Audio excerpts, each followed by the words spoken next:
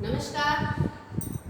आज हम हिंदी साहित्य की कक्षा में सरयू के गद्य खंड का पाठ 1 गुल्ली डंडा का अध्ययन करेंगे। गुल्ली डंडा एक कहानी है और इस कहानी को लिखने वाले प्रेमचंद हैं।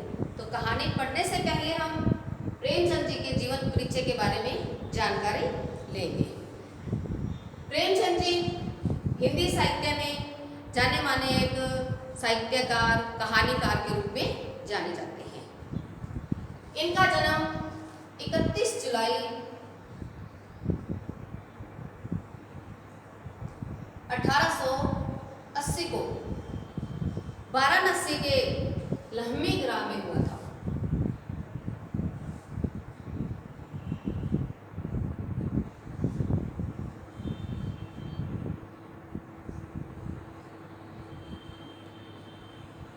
लंबी ग्राम में हुआ था।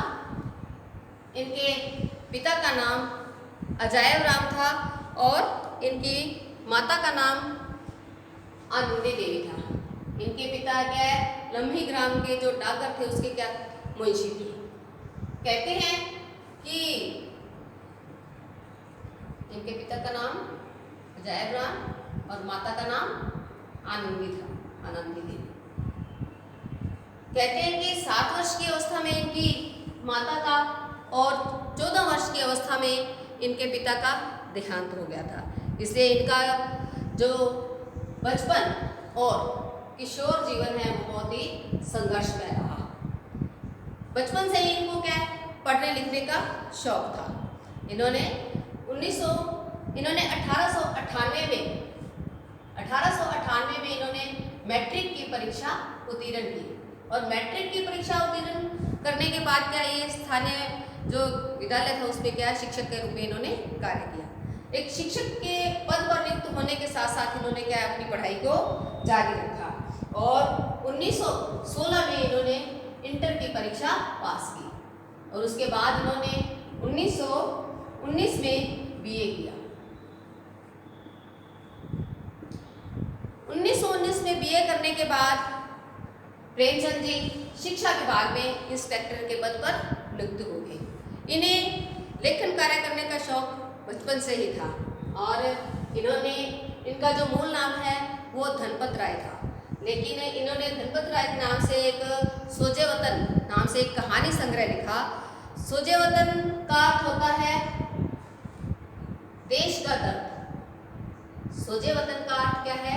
देश का दर्द, क्योंकि उस समय जो हमारा भारत था वो अंग्रेजों का गुलाम था और इस सोजे वतन के अंदर उन्होंने जो देशभक्ति से संबंधित रचनाएं लिखी थी जिससे पढ़कर क्या है जो देशवासी से वो प्रेरित हो रहे थे। इससे क्या है अंग्रेज भयभीत हो गए और उन्होंने इनके इस सोजे वतन को क्या कर लिया, जब्त कर लिया।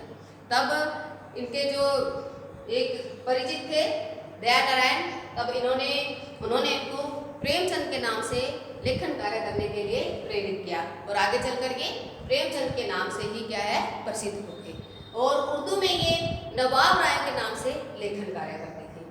इन्होंने लगभग 301 कहानियां लिखी हैं जिसमें से 3 कहानियां हैं जो अप्राप्य है और इनका जो कहानी संग्रह है वो मानसरोवर के 8 खंडों में विभक्त है।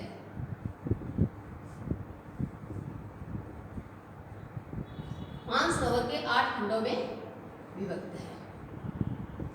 कहानीकार होने के साथ साथ ये एक अच्छे उपन्यासकार भी थे। इसलिए एक बंगाली जो लेखक थे शरद चंद्र जी, उन्होंने इन्हें उपन्यास का सम्राट कहा और इनके जो उपन्यास थे वो सामाजिक परिस्थितियों को लेकर ही लिखे गए थे। तब 1906 में इन्होंने विधवा विवाह का खंडन करते हुए शिवा रानी देवी के साथ इन्होंने विवाह किया। तब इनके 3 संतानें हुई। इनका जो अंतिम जो उपन्यास है वो मंगलसूत्र माना जाता है, लेकिन इसे वे एक लंबी बीमारी के कारण पूरा नहीं कर पाए।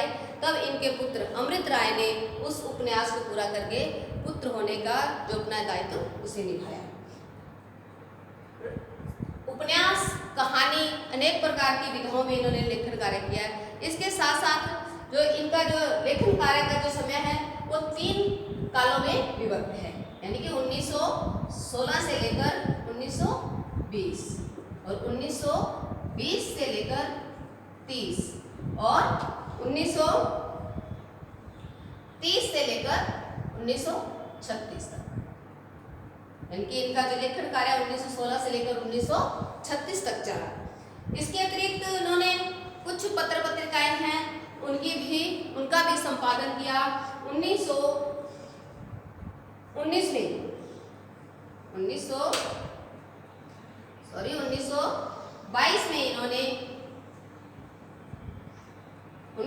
इन्होंने माधुरी पत्रिका का संपादन किया और 1930 में इन्होंने हंस पत्रिका का संपादन किया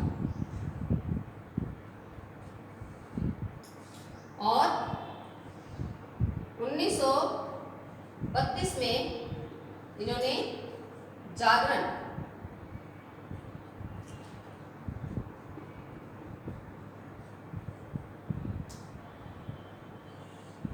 पत्रिका का संपादन किया।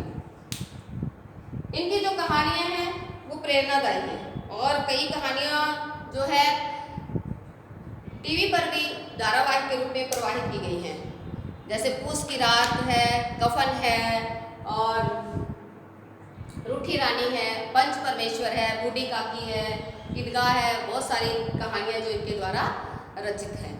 आज इन्होंने जो एक कहानी जो अपने पढ़ने जा रहे हैं वो है गुल्ली डंडा। गुल्ली डंडा का नाम लेते ही हमारे मन के अंदर क्या है, बचपन की जो यादें हैं वो संजोई जाती हैं, क्योंकि गुल्ली डंडा एक ऐसा खेल है जिसे क्या है कि बच्चे बहुत ही उत्साह के साथ खेलते हैं और इस खेल के अंदर क्या है कि 2 से अधिक प्रतिभागी भी हो सकते हैं।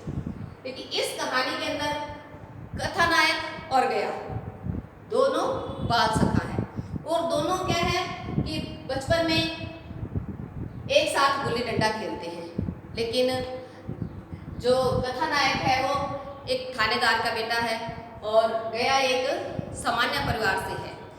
और कहते हैं ना कि पद और प्रतिष्ठा क्या है कि मनुष्य के बीच जो नैसर्गिक संबंध है उसको क्या कर देती है, समाप्त कर देती है।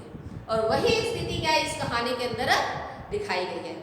जैसे जैसे समय बीतता है वैसे वैसे क्या है दोनों बड़े होते हैं और जो कथानायक है वो बड़ा होकर पढ़कर एक अफसर बन जाता है और अफसर बनने के बाद वो उसी गांव में आता है। उस गांव में आने के बाद क्या है कि उसे जो अपना बचपन है वो फिर से स्मरण हो जाता है और वो गया के साथ क्या है गुल्ली डंडा खेलने के लिए ललायत रहता है। फिर वो क्या है उस गया को ढूंढता है, गया से मिलने के लिए जाता है और उससे गुल्ली डंडा खेलने के लिए कहता है। वे गुल्ली डंडे का खेल खेलते हैं, लेकिन उस खेल के अंदर पहले जैसा आनंद नहीं था, क्योंकि जो कथानायक है अब वो बहुत बड़ा अफसर हो गया था और गया एक जो गांव का साधारण व्यक्ति ही था। इसलिए इस कहानी में ये दर्शाया गया है कि जो पद और प्रतिष्ठा है वो क्या है आपसी संबंधों के बीच क्या है कि एक दूरी पैदा कर देती है। तो आप भी अपनी क्या है पुस्तक को खोल लीजिए और आज अपने क्या इस कहानी का क्या करेंगे, वाचन करेंगे। हमारे अंग्रेज दोस्त माने या ना माने, मैं तो यही कहूँगा कि गुल्ली डंडा सब खेलों का राजा है। देखो पहले समय में क्या है कि ऐसे ही खेल हुआ करते थे। आज का जो समय है वो आधुनिक समय है और जैसे जैसे समय बीतता जा रहा है वैसे वैसे क्या है प्रकृति के अंदर परिवर्तन होता जा रहा है। पहले खेलने के लिए इतनी सुविधा नहीं होती थी, जो प्राकृतिक चीज़ें थी बच्चे उन्हीं के द्वारा खेल खेलते थे, जैसे कोई मिट्टी के खिलौने बनाना और छोटा मोटा ये घर बनाना, पत्तों से खेलना, गुल्ली डंडा खेलना, इस प्रकार के खेल खेले जाते थे।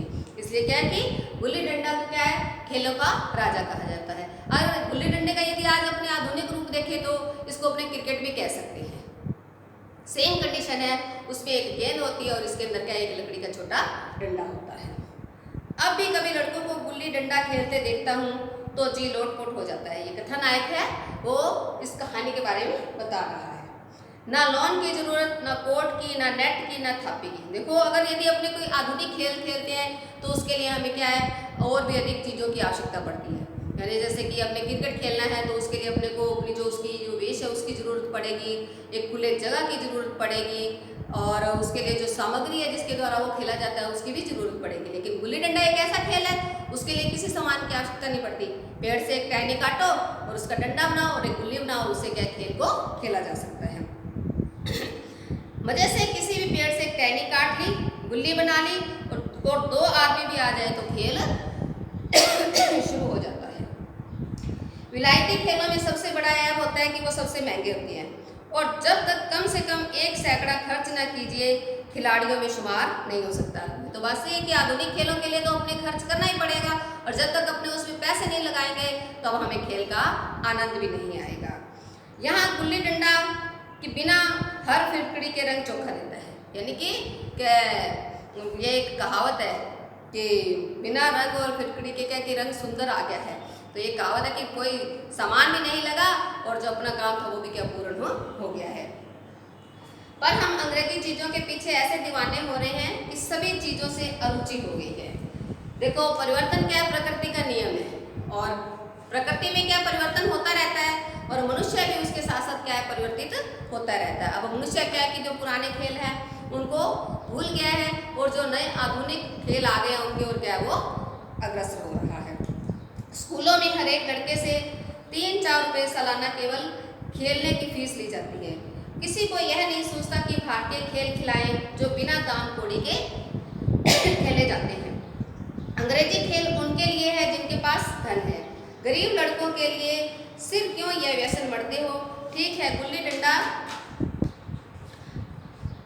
जाने का भय रहता है तो गुल्ली डंडा से आंख फूट जाने का भय रहता है तो क्रिकेट से सिर फूट जाने या तिल्ली फट जाने या टांग टूट जाने का भय नहीं रहता। अगर हमारे माथे में गुल्ली का दाग आज तक बना है तो हमारे कई दोस्त ऐसे भी हैं जो थापी को बैसाखी में बदल बैठे हैं।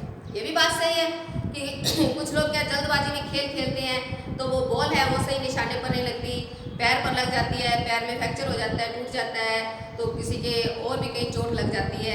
यानी कि उसके कारण क्या है कि उन्हें फिर ये नतीजा भुगतना पड़ता है कि उनके जो पैर वगैरह है वो टूट सकता है। तो अब यह अपनी अपनी रुचि है। मुझे गुल्ली ही सब खेलों से अच्छी लगती है और बचपन की मीठी स्मृतियों में गुल्ली ही क्या सबसे मीठी है। वह प्रातः काल से घर से निकल जाना, वो पेड़ पर चढ़कर टहनियाँ काटना और गुल्ली डंडे बनाना, वह लड़ाई झगड़े, वह सरल स्वभाव जिससे छूत अछूत अमीर गरीब का बिल्कुल भेद नहीं रहता। ये बात सही है कि जो बचपन होता है उसके अंदर बच्चों में किसी प्रकार का भेदभाव नहीं रहता कि वह किस जाति का है और वह पढ़ा है या नहीं पढ़ा है, अनपढ़ है, और कि वो सबके साथ क्या है बिना भेदभाव से खेल खेलता है।